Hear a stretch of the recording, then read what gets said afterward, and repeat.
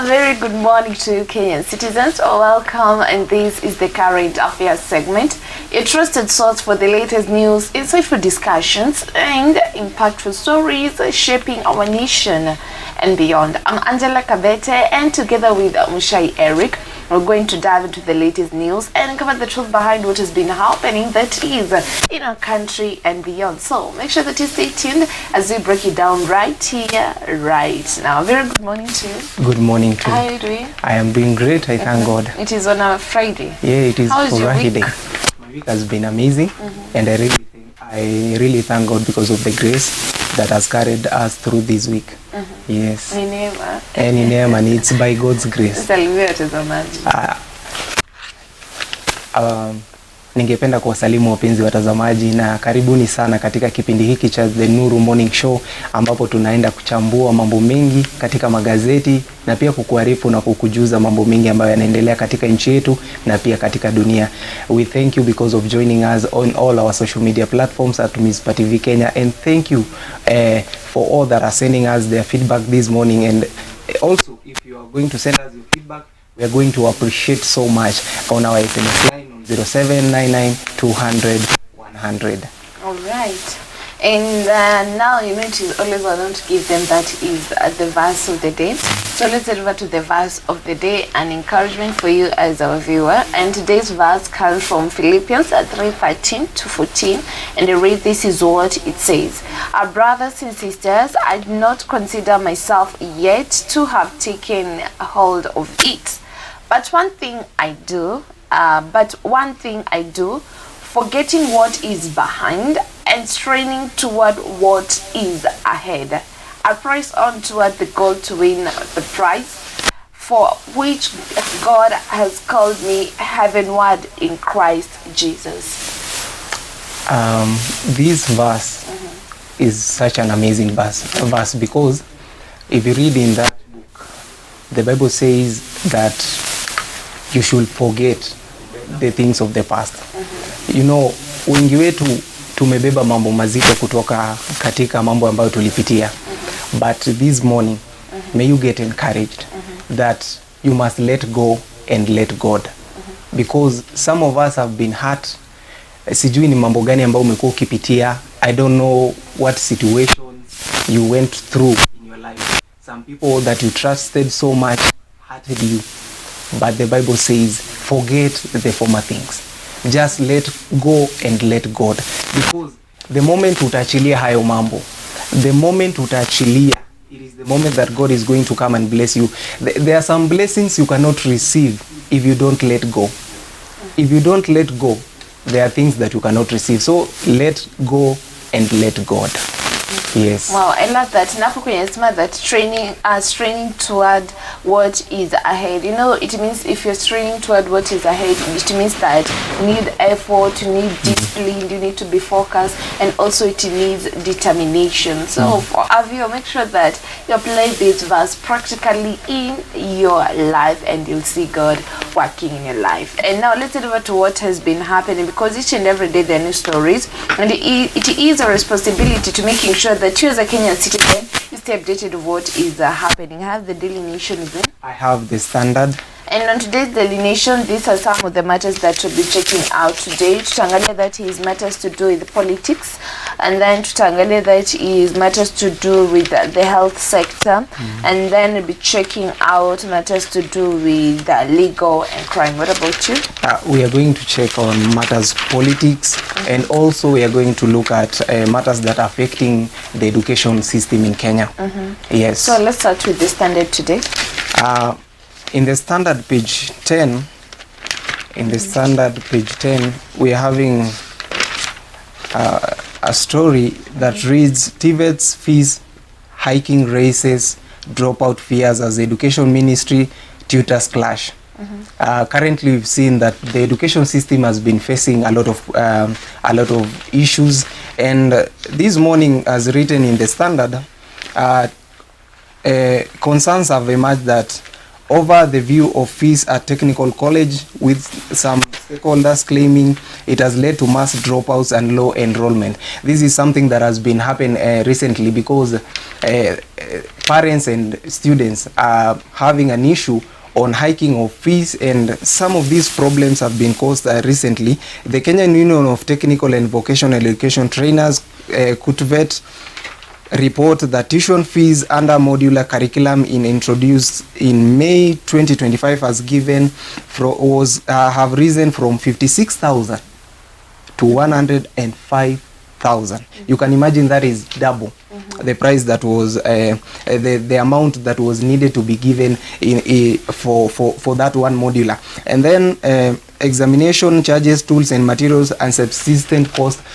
Many of those yale mambo ambayo yalikuwa yanahitajika katika shule in the TVET schools, there are a lot of hiking of kuna kuongezeka the fees, and each and every amount ambazo zimezidi kuongezeka in the education sector imefanya watu wengi, most of the students wameweza ku drop out of schools, and this is something a trend that is going to be very worrying, because as you see there are statistics that have been done as stated here in the standard that almost like 70% of the students that enrolled from 2024, many of them have dropped out, have had that issue of dropping out from school. So it is something that the government really needs to look at, and stated kama vile imeangaziwa katika the Daily Nation. We've seen that the fees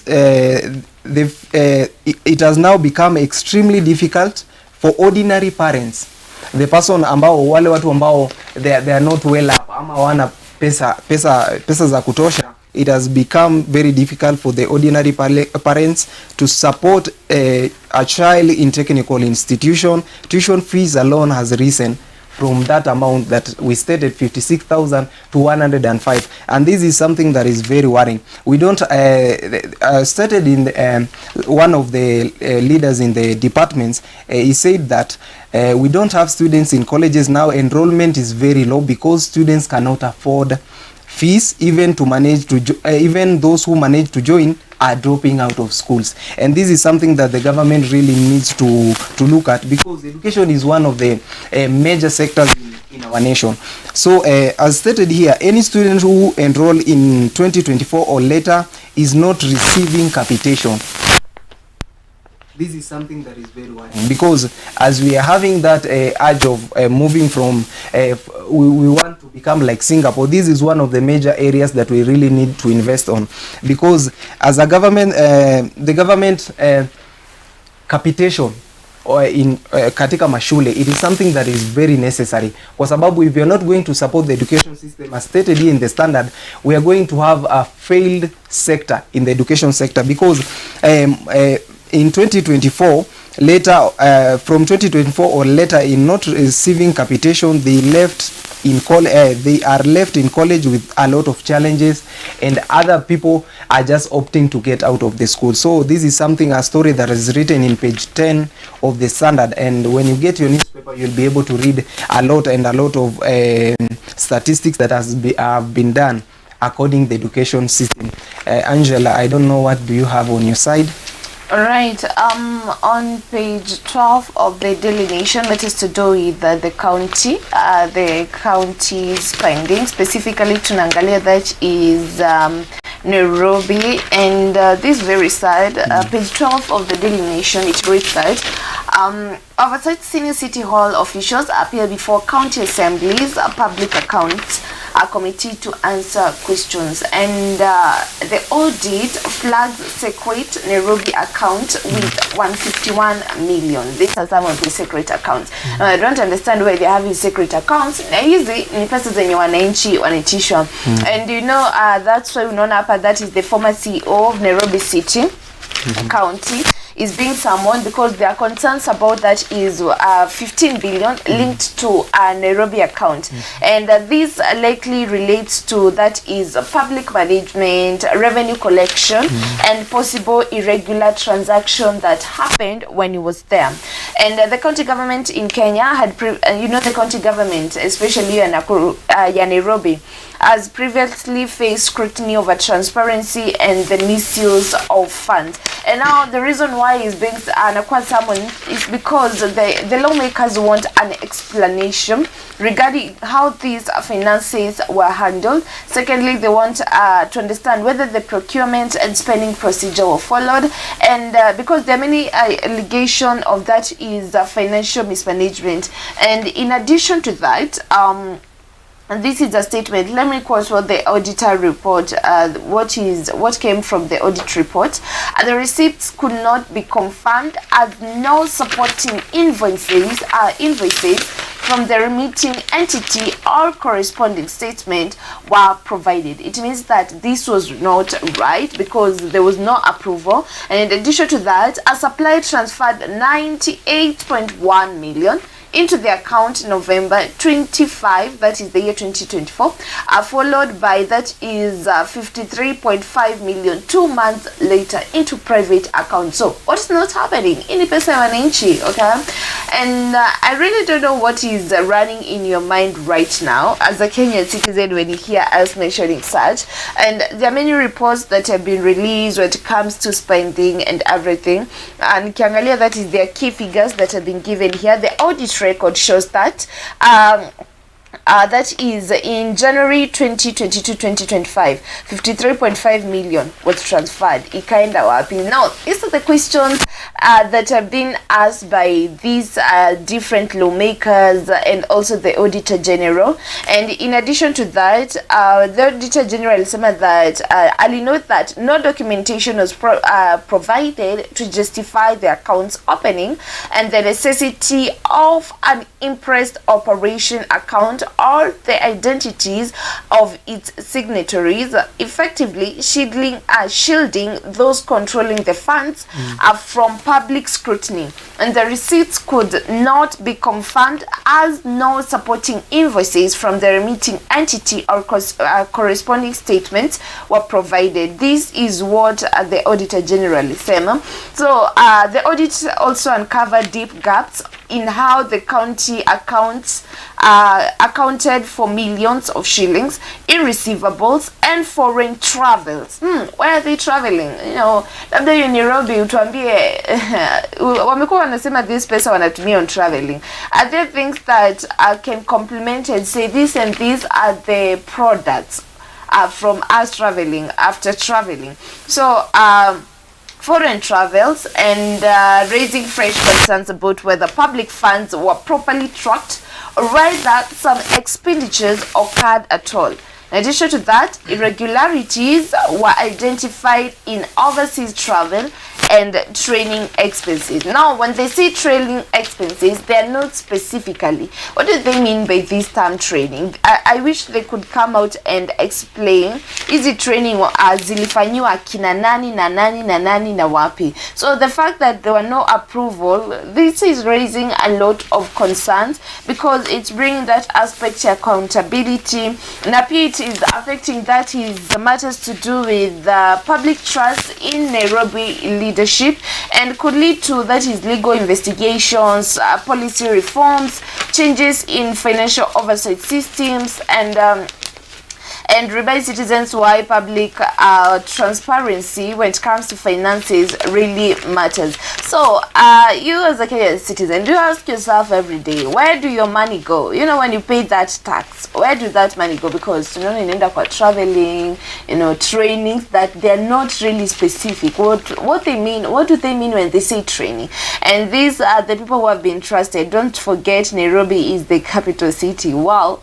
And matters to do with youth involvement in governance, and that is bringing aspect here why financial literacy, it needs to be applied in government systems, because if these people really understood matters to do with financial management and everything, I don't think we could be witnessing what we're witnessing right now, matters to do with the public matters to do with the finance mismanagement. We could not be witnessing this. We could not be having a corrupt government, but this is what we are witnessing in the spending when it comes to Nairobi itself. Na naona hapa kuna mtu alisema it is important for Nairobi residents to understand how their taxes are being spent. This is a statement from Mr. Maura. Adding, the committee was working closely with the officers from the Auditor General's office and had drawn up a schedule for implicated officials to appear before it. So I hope as they're being summoned, they have explanations to make, especially as why they're using private accounts while hii ni pesa ya wananchi. Yeah. So you have something else? In the Standard page 4, we have a very nice story about UDA party, and this is something that is developing in our country. The UDA party were cut out underneath UDA numbers lies damning truth.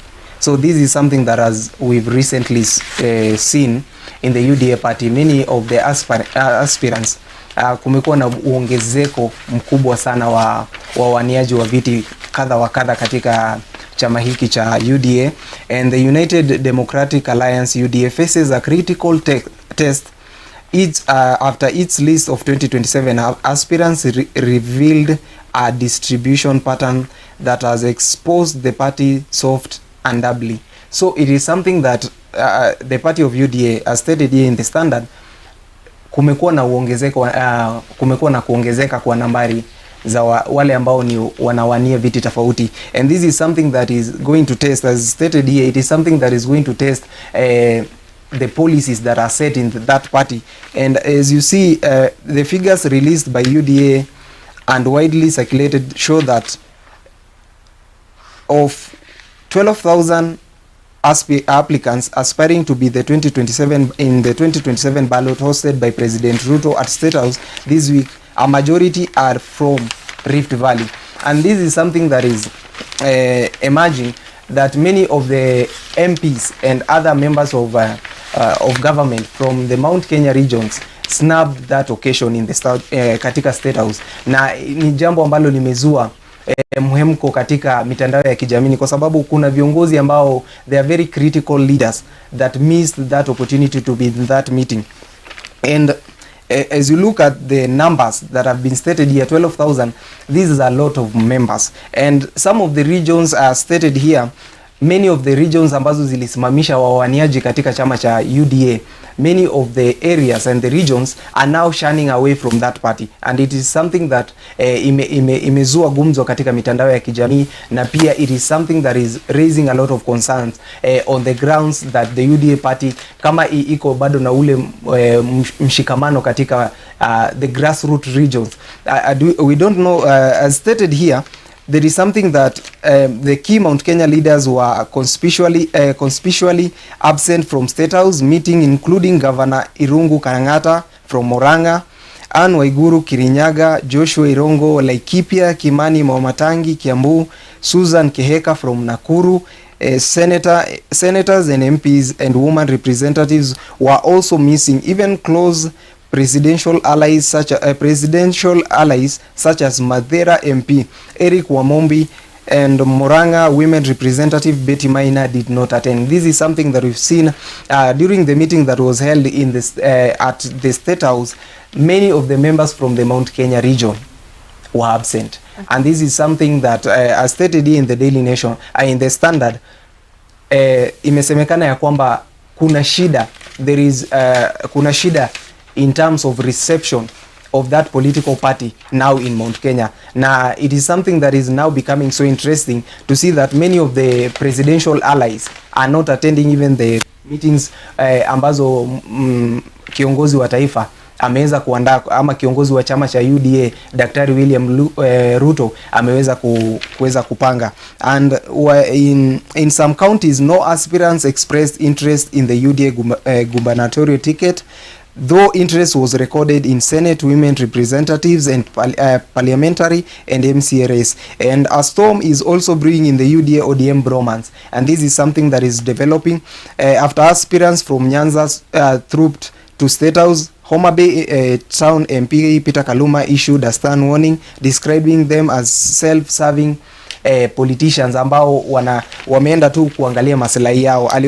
Peter Kaluma aliweza kusema ya kwamba viongozi wale walikuwa tu wameenda kuangalia maslahi yao, and this is something that is going to affect the politics, because many of the leaders ambao walisimama na chama cha UDA, many of them have been seen wakikwepa hata mikutano ya rais, and this is something that is raising a lot of concerns on defection, kwa sababu many of the people are now defecting from UDA to other parties, and this is something that is raising a lot of concerns ya kwamba chama hiki ni umaarufu unazidi kuongezeka ama unazidi kupungua, because most of the regions ambazo zimeonekana viongozi ambao wana the leaders that are aspiring to take positions of leadership is the Rift Valley regions, and also the Western region kumekuwa bado na muongezeko. It is now kumekuwa na muongezeko wa aspirants ambao wanataka kusimama na chama cha UDA, but in other regions there is a problem, as stated here in the Standard, and political analyst says that while hosting more than 10,000 aspirants projected strength, UDA risk pushback from former ODM strongholds, and this is something that is going to be seen in the future. Tutazidi kuangalia mambo ambayo yatazidi kuendelea katika chama hiki cha UDA. Angela, I don't know, what do you have on your side? All right, on politics, that is matters to do with what happened recently, and the Daily Nation, that is page 19, page 13, it reads, Rob Kalonzo appointed party leader, and ODM fires back at Uhuru over changes in Azimio. And you know, Azimio la Umoja, One Kenya Coalition is a political alliance bringing together several parties, and the former president, that is Uhuru Kenyatta, has been associated with the leadership or involvement with the coalition activities, okay? And recently changes were made within the coalition, possibly matters to do with leadership, committee and structural changes.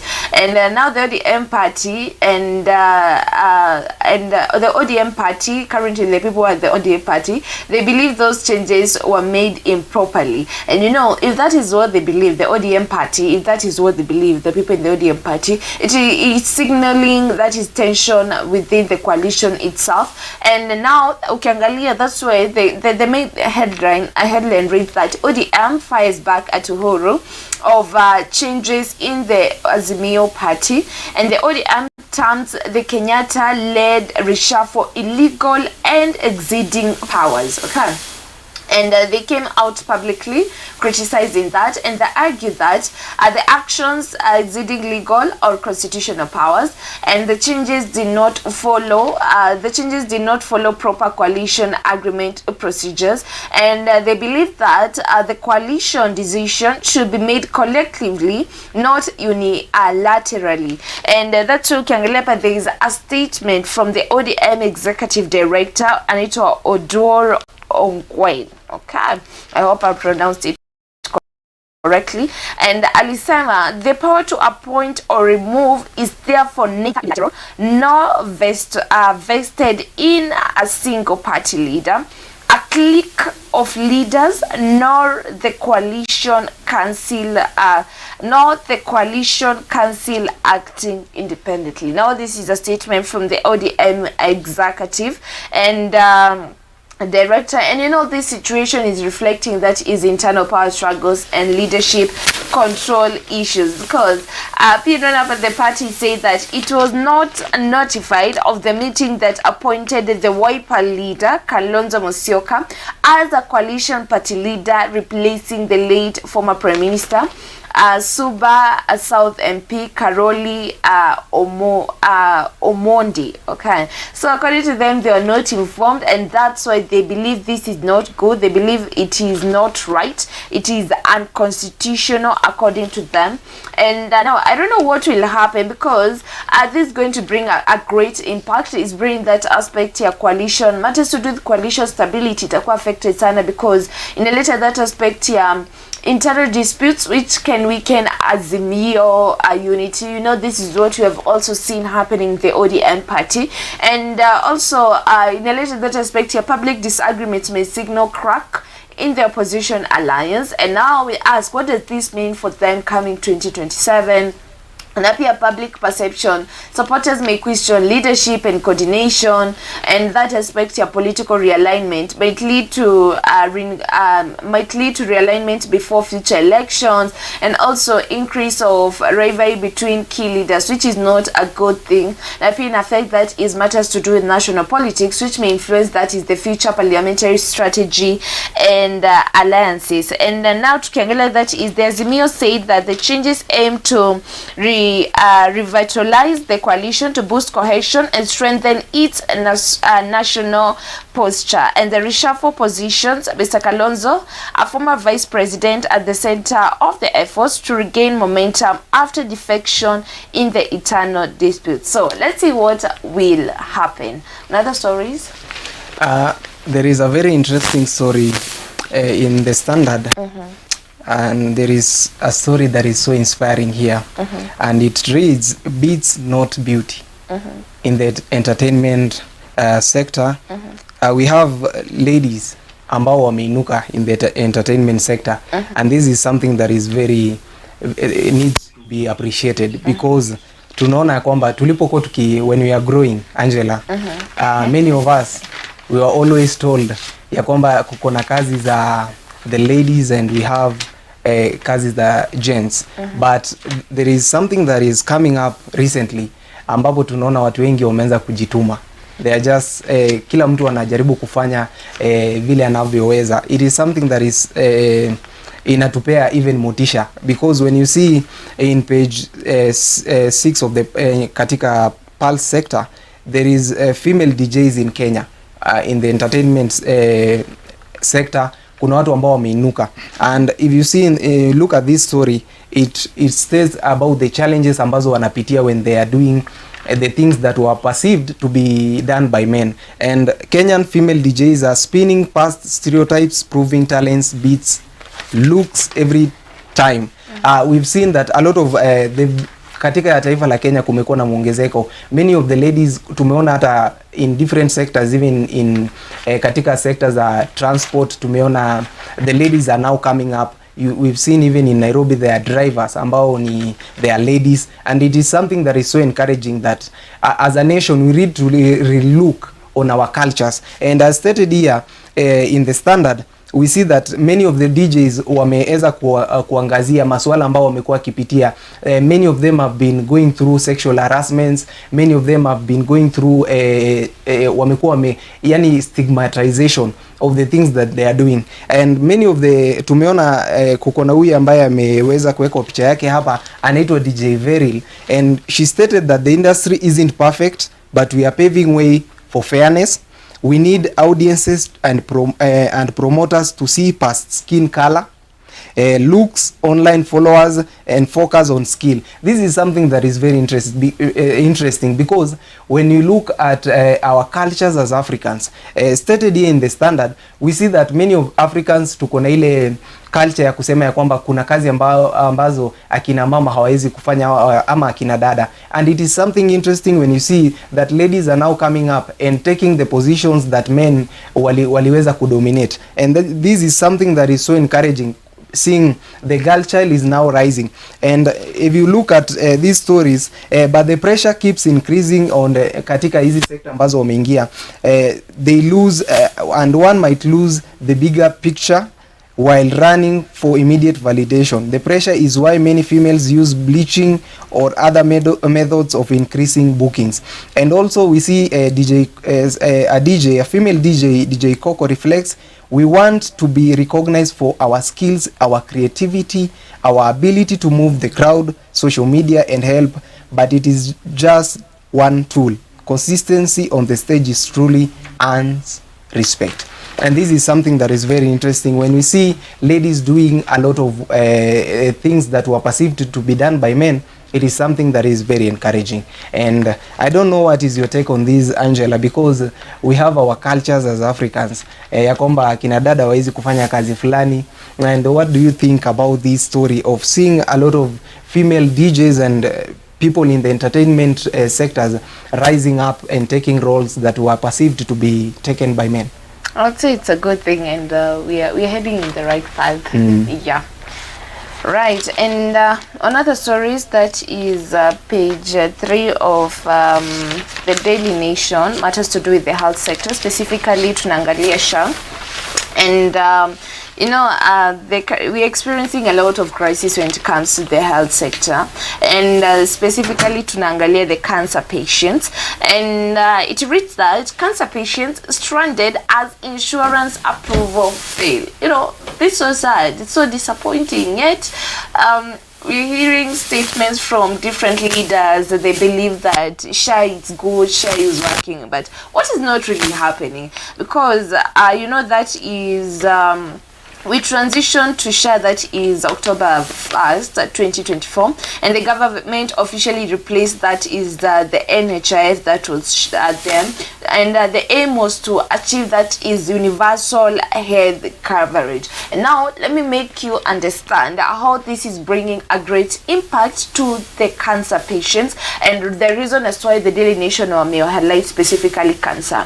The original benefits of cancer limit was officially, they were given a package of that is 550,000 per year, and then the presidential directive in the late 2025, the president, now Ruto, directed that this package should be increased to 800,000 effective by December 1st, 2025. That was last year, to address that is the rising cost of sustained care and prevent patients from being stranded when their funds were exhausted. Okay, but despite the increase from 550,000 to 800,000, still patients are complaining. Even I saw on social media there are people who are saying that the 550,000 was better, because hospitali unapata ushughulikiwi. Why unapata this 800,000 has not yet been improved, and this is bringing a great impact to the cancer patient, and I believe something should be done. There are stories that have been highlighted here by different people, by different patients, from different hospitals. They've said different things when it comes to this, and kuna watu wanasema kuna mambo ya system downtimes where patients at the Kenyatta National Hospitals have reported frequent SHA system failures, sometimes forcing them to wait up for 3 days just for procedure approval. This is not good. And then kuna fingerprint issues. Medical Services PS, that is Dr. Omar Oluga, has attributed some of these delays to technical difficulties with biometric fingerprint verification, which makes it difficult for the system sometimes to process approvals for some patients. I'm highlighting different statements from different people and different challenges, and then kuna wengine wanaongelea that is implementation delays, and they say despite presidential directive, they report that the increased 800,000 benefit package has not been fully implemented in all systems. So it's only implemented in some, and leaving patients to pay out of pocket once they hit that is the 550,000 limit.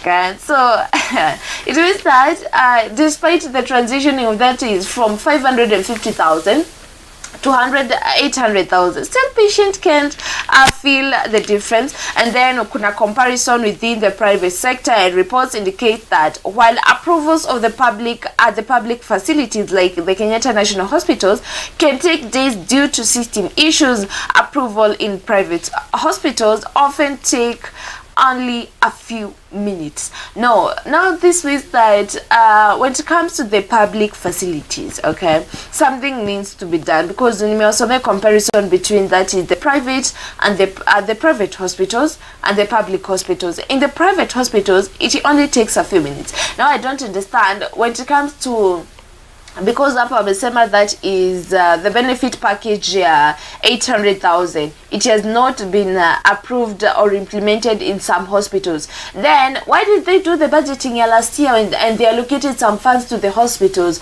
Why do they take why is there delay when it comes to disbursement of funds when it comes to the health sector? It's so sad, because ukiangalia on social media tumeona some patients are being forced to pay for oncology services, which is very, very, very very expensive. So I really don't know where we are heading as a country. I really don't know, because ukiangalia, that is page 1 of the Daily Nation. It was the main headline. Page 2 imekuwa highlighted.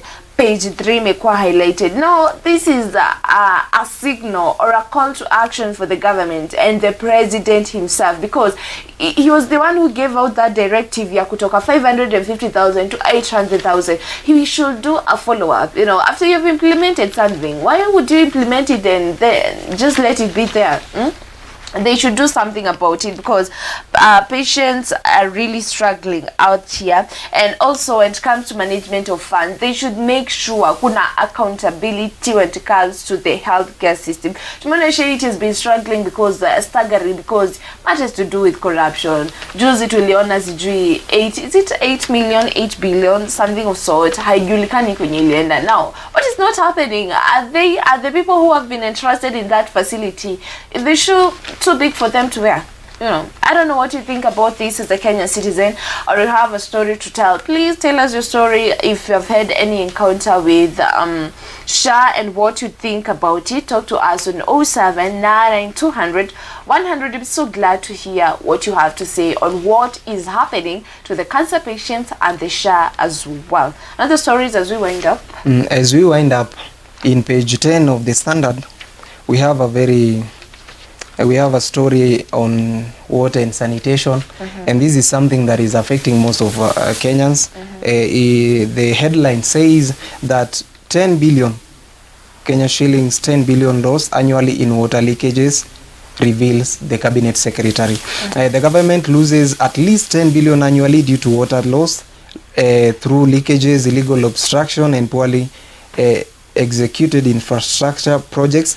The cabinet secretary was speaking in engineer Eric Muga was speaking in Nakuru County when alikuwa amekuja katika county hii ya Nakuru kuweza kuinspect few of the programs, and water cabinet secretary engineer Eric Muga said much of treated water never reaches consumers, becoming non-revenue water, and this is something that is affecting most of the Kenyans, even the residents in Nakuru, because if you look at a lot of the water systems that have been made, some of them are illegal water systems, as stated here in the Standard. And speaking in Nakuru while inspecting the Chemususu water supply project, he blamed shoddy workmanship in Nakuru and Baringo counties. He noted the leaking valve supplying a Mwek tank, calling unacceptable inacceptance on sign, and akasema ya kwamba kumekuwa na mambo mingi ambayo yamekuwa yakiendelea in the sanitation board,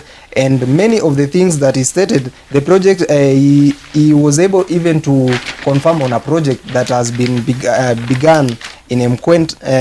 The project is said to benefit at least 3,000 households in Eldama Ravine and Mogotio and Rongai.